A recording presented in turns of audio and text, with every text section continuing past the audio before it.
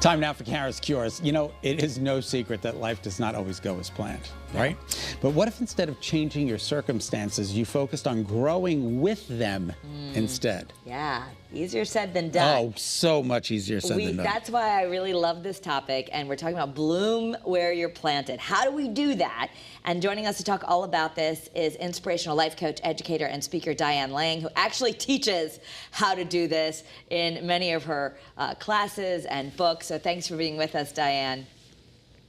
Hi, thank you for having me. That is so, all right, so bloom where you're planted, it's about accepting change, is that right?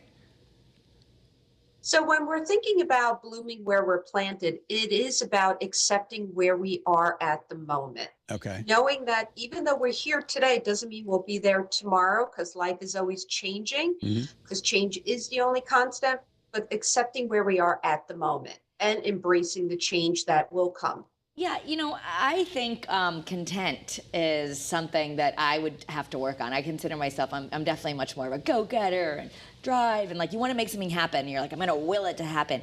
But really what you talked about is that we sometimes can't make what we want happen, and we think we want to be somewhere else, or we'll be happy when we achieve this. What practical steps do we do to kind of accept growth right where we are? So I think a lot of us are on that hedonic treadmill that, I'll be happy when I get whatever it is. And the truth is that just sets us up for always being on that wheel trying to get something else.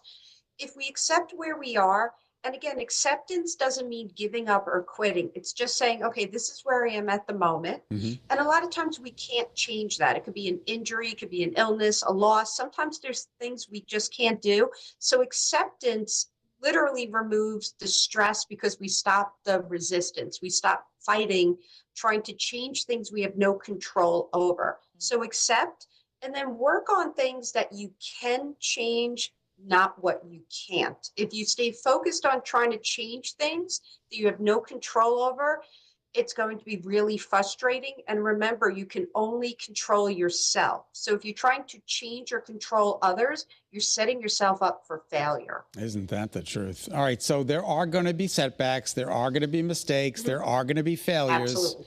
But you say we can learn from them and move forward. Yes, I never think of mistakes or failures as a bad thing. They are teachable, learnable moments.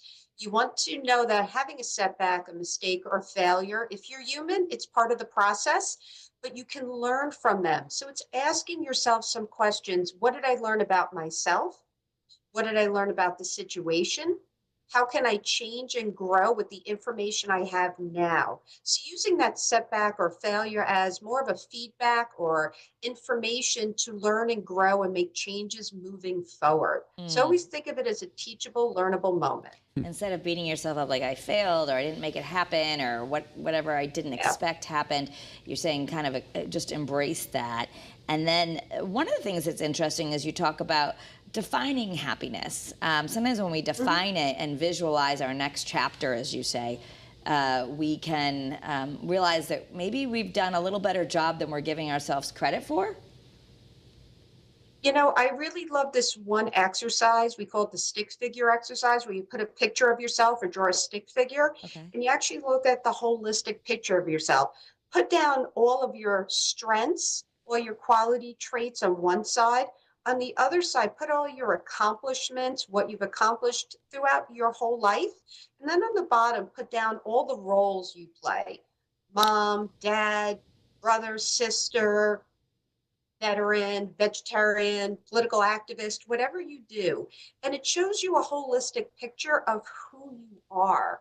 And we can really see the holistic picture from a different state, not a state of negativity, but seeing the perspective of what you really do and how much you've accomplished and all you have to offer. And that gives us a better view of ourselves. And every time you look at that kind of stick figure exercise, you get this boost of self-esteem or confidence because you see the true picture. Because it's really easy for us to go down the negativity roll. I'm not good enough.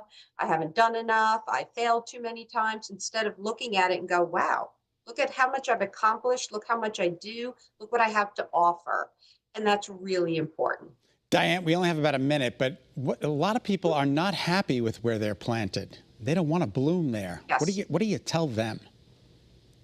Well, we also have to remember life's a roller coaster ride. It's going to be filled with ups and downs. And when you're in that down cycle, you really want to pull out from your emotional toolbox some tools that you have that are mindfulness tools that help you realize that where you are today is temporary. Okay, And good. really doing that self-talk, reminding yourself it is temporary because it will change, and doing things that actually de-stress you, whether it's deep breathing, exercise, which is so important because our bodies are called the pain body because we hold all of our emotions on there. So any kind of movement, sitting outside in nature, obviously doing that now before the weather gets too cold, especially that the clocks went back.